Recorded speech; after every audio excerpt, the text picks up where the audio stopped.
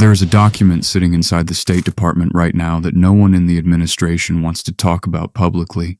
It is a tally, a running count of every formal request Washington made to a treaty ally over the past 72 hours, asking for naval, logistical, or even symbolic support in the Iranian theater. The number of yeses on that document is 0, not 1. Not a tentative maybe, not a conditional offer, not a we will consider it pending further briefing. 0. And the reason that document is the most important piece of paper in Washington this week is not because of what it says about Iran. It is because of what it says about America's standing in the international system that it spent 80 years building. The people who designed that system, who wrote the treaties and funded the institutions and stationed the troops, built it around one foundational bet, that when Washington called, the Allies would answer. That bet has now been called, and the table is empty. Let me walk you through what actually happened, because the version being told from the podium and the version being told between closed doors are two different stories, and you need to know the second one. The initial call went out from the National Security Council on a Tuesday evening, Washington time. It reached 12 Allied capitals simultaneously. The message was direct. Washington was formally requesting that Allied partners contribute to a joint freedom of navigation operation inside and around the Strait of Hormuz. The ask was not ambiguous. It specified naval vessels. It specified a timeline. It specified command structure under American operational authority. The Allied capitals that received that message all did the same thing within the first hour. They did not say no. They said nothing. They went quiet. And in diplomatic language, silence is the loudest possible answer.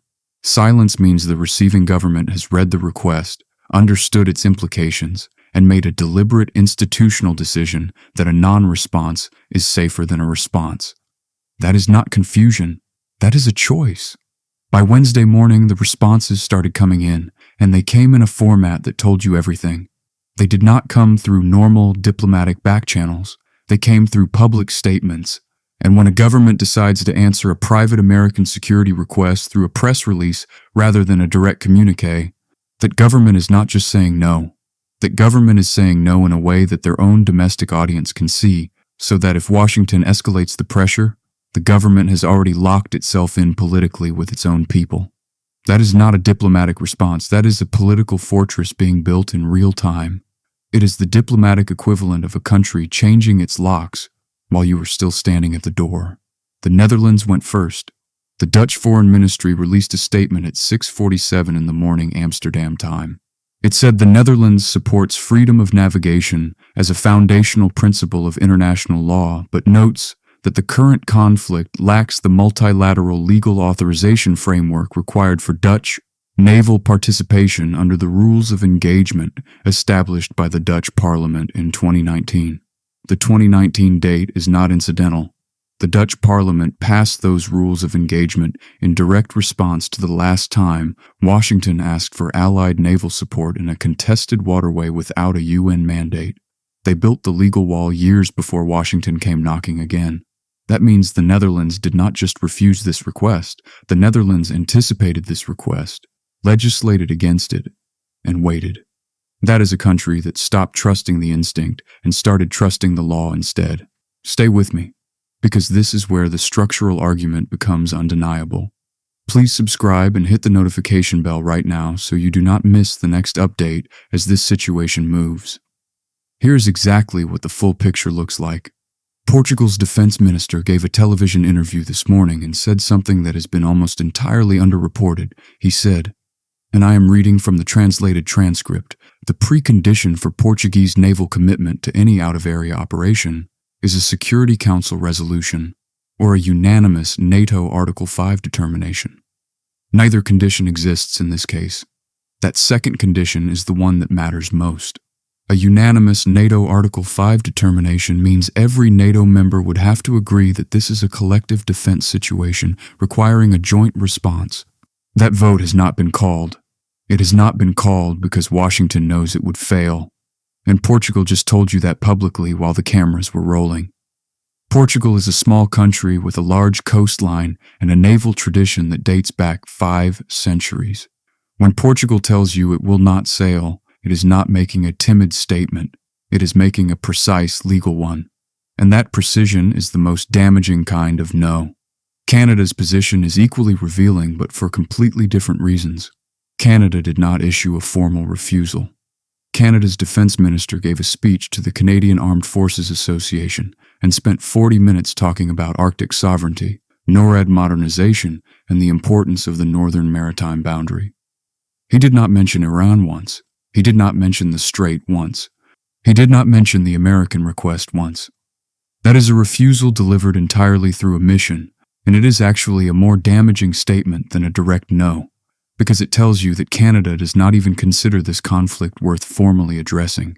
Washington asked Canada to stand beside it in a war, and Canada responded by giving a speech about the Arctic. Think about that for a moment.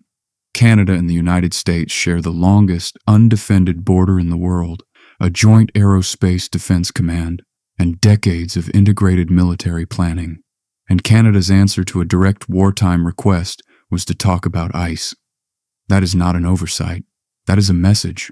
What makes the Allied rejection structurally significant beyond the immediate military question is the pattern of reasoning that runs through every single response.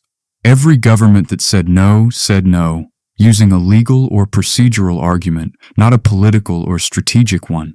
They did not say we disagree with your objectives. They did not say we think Iran should win. They said we cannot commit forces under these specific procedural conditions. That distinction matters enormously because it means these governments are leaving themselves room to say yes in a future scenario where the procedural conditions are met, while simultaneously making it as difficult as possible for those conditions to actually be met in the current time frame. The door is open in theory. In practice, it is sealed with a combination lock that Washington does not have the code to. And what is critical to understand is that Washington is not being shut out by enemies. Washington is being shut out by governments that still cash American security guarantees, host American bases, and vote with Washington in the UN General Assembly on most resolutions. The rejection is not coming from adversaries. It is coming from partners. That is the part that does not fit on a press briefing slide. The Turkish situation deserves its own analysis because it is the most complex and the most consequential. Turkey is a NATO member. Turkey controls the Bosphorus Strait. Turkey has been running a parallel diplomatic channel with Tehran for the past 3 months that Washington has been formally notified about and has formally protested twice. The Turkish Foreign Ministry did not issue a statement refusing the American request. The Turkish foreign minister instead gave a speech at the Organization of Islamic Cooperation, in which he called for an immediate ceasefire and described the conflict as a product of unilateral escalation that the international community had not endorsed. He used the phrase unilateral escalation 4 times. He used it deliberately and repeatedly because Turkey is a NATO ally, and when a NATO ally uses that phrase in a multilateral Islamic forum, it is not making a legal argument. It is making a positioning argument. Turkey is telling the Muslim world and telling Tehran simultaneously that it is not America's partner in this fight, and it is doing so without technically violating any NATO obligation. Turkey is standing at the intersection of 2 alliance systems and choosing, very carefully, which way to face, and right now, it is not facing Washington. Now let us talk about what is actually happening economically, because the economic dimension of the Allied refusal is not background noise. It is the engine driving the entire refusal architecture. Asian markets have now priced in a sustained oil price above $120 a barrel for the next 2 quarters. That number matters because at $120 a barrel, European industrial manufacturing margins collapse for 3 specific sectors: automotive, chemical processing, and steel. Germany is the largest economy in Europe. Germany's economy is built on exactly those 3 sectors. Every percentage point increase in German industrial input costs translates directly into unemployment figures that Germany's coalition government will then have to defend in elections that are 14 months away. The German chancellor is not making a geopolitical calculation about the balance of power in the Persian Gulf. He is making an arithmetic calculation about whether his government survives until next year, and the arithmetic says no warships. And it is not just Germany. Every European economy running a trade surplus with Asian partners is doing the same calculation because every one of those trading relationships depends on oil priced in a range that this conflict is now breaking. Poland is the one case study that the administration pointed to as a potential partner, and even that story has collapsed in the last 12 hours. Poland's government has been the most consistently pro-American government in Europe for the past 3 years. Poland increased its defense spending to 4% of GDP. Poland has been the loudest voice for NATO expansion. Poland took in more Ukrainian refugees than any other European nation. When Washington asked Warsaw for support, Warsaw's initial response was actually warmer than every other European capital.